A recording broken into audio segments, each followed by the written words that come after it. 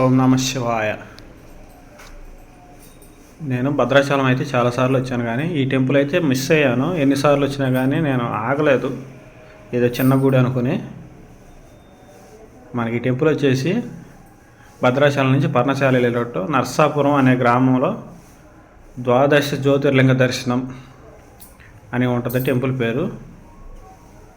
అయితే ఈ టెంపుల్లోకి వెళ్ళిన తర్వాత నాకు ఏదో చిన్న టెంపుల్ అని వెళ్ళానండి, కానీ నాకు వీడియో తీసి వీడియో మొత్తం తిరిగి గుడి మొత్తం కవర్ చేయడానికి నాకు వచ్చేసి అరగంట పట్టింది. అంత పెద్ద టెంపుల్ అనమాట. బయట చూస్తే ఏదో చిన్న చితక అనుకున్నాను. ద్వాదశ జ్యోతిర్లింగాలు 18 ఈశాన్య లింగం, పంచముఖలింగం అని అన్ని రకాల లింగాలు చాలా ఉన్నాయి ఇక్కడ. అయితే లోపల ఏర్పాటు చేస్తుంది ఏంటంటే 1043 శివలింగాలు ప్రతిష్ఠ చేయాలని చెప్పి అంతా ఏర్పాటు చేస్తున్నారు ఇక్కడ. ఇంకా వర్క్ జరుగుతుంది, మీరు చూడవచ్చు. ఉన్న శివలింగాల పేర్లు మొత్తం రాశారన్నమాట అక్కడ. ఇగో ఇవన్నీ వర్క్ జరుగుతుంది. భద్రాచలం వచ్చిన వాళ్ళు కంపల్సరీ వెళ్ళి చూడవలసిన బ్యూటిఫుల్ ప్లేస్ అన్నమాట. నేను ఇన్ని రోజులు ఎందుకు మిస్ అయ్యానా అని బాధపడుతున్నాను లోపలికి వెళ్ళి చూసిన తర్వాత. ఎంత బాగుంటుందండి టెంపుల్.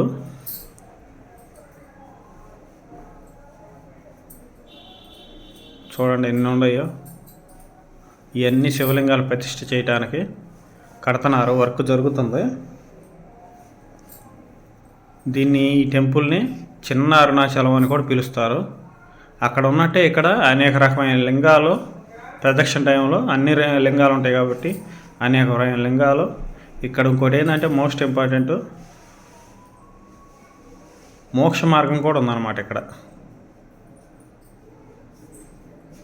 అది కూడా చూడవచ్చు మీరు. మోక్ష మార్గం వరకు జరుగుతుంది. అది అయిపోగానే మొత్తం ఓపెన్ చేసి లైన్లోకి తీసుకొస్తారు.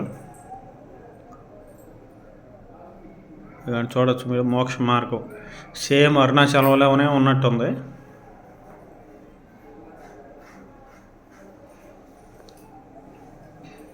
చూసారా లింగాలు ఎన్ని రకాలు ఉన్నాయో.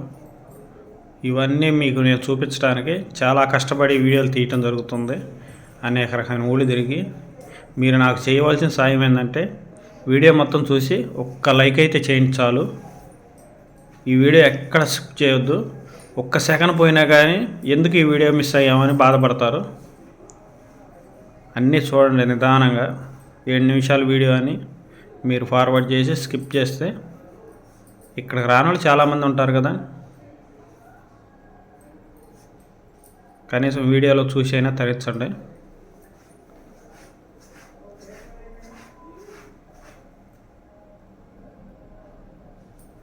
ఈ లింగాకారం అయితే మంచి చెప్పుకోదగ్గది అనమాట. మనకి తాళ్ళాయిపాలెంలో ఉంటుంది అనమాట. ఇలా గర్భగుడిలో 4 ముఖాల శివలింగం చూడండి. ఎటు చూసినా కానీ 4 ముఖాలు, 4 నందీశ్వరులు. చాలా బాగుండేది కదా.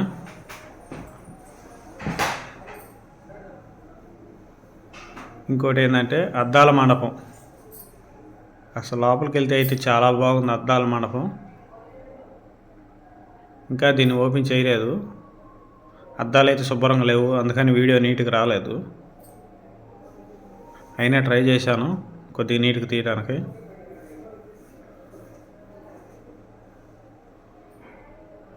ఇంకోటి స్ఫటికలింగం.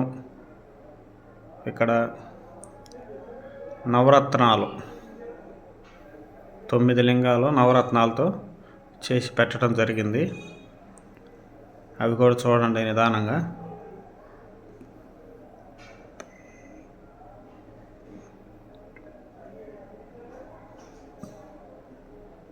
చూస్తున్నారు కదా.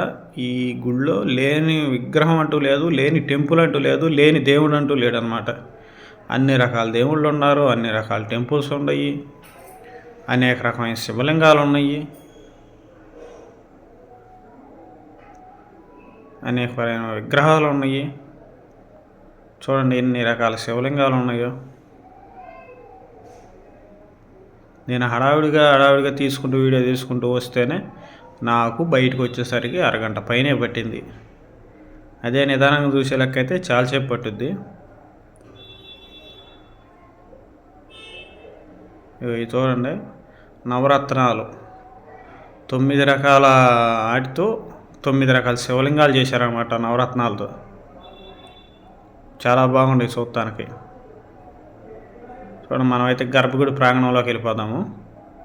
వెళ్ళిన తర్వాత ఫస్ట్ మనకు దర్శనమిచ్చేది ఆది శంకరాచార్యుడు, తర్వాత అయ్యప్ప స్వామి,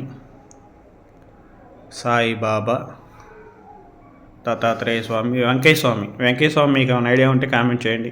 ఆయన సొంత ఊరు కూడా ఎక్కడో తెలిస్తే కామెంట్ చేయండి. ఇక్కడి నుంచి మనకు కనపడే మొత్తం ద్వాదశ జ్యోతిర్లింగాలు అన్నమాట.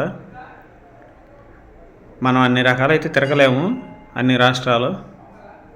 ఇక్కడ చూసి తరించుకోవచ్చు. అక్కడ టెంపుల్స్లో ఎలా ఉన్నాయో అలానే నమూనా దించేశాను అన్నమాట శివలింగాలన్నీ.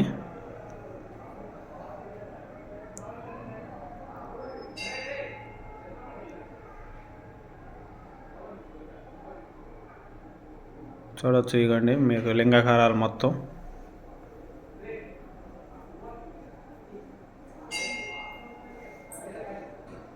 స్ఫటికలింగం రామేశ్వరుడు,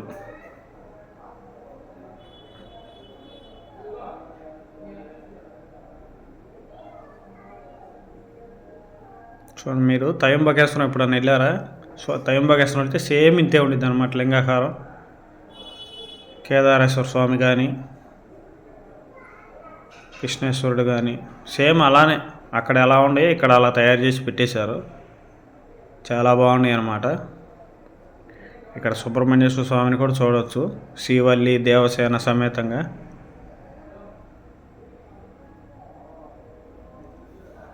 గర్భగుడిలో శివలింగాకారం కూడా చాలా బాగుండిద్ది. చూడండి, చూసి తరించండి. నా ఛానల్ సబ్స్క్రైబ్ చేయండి.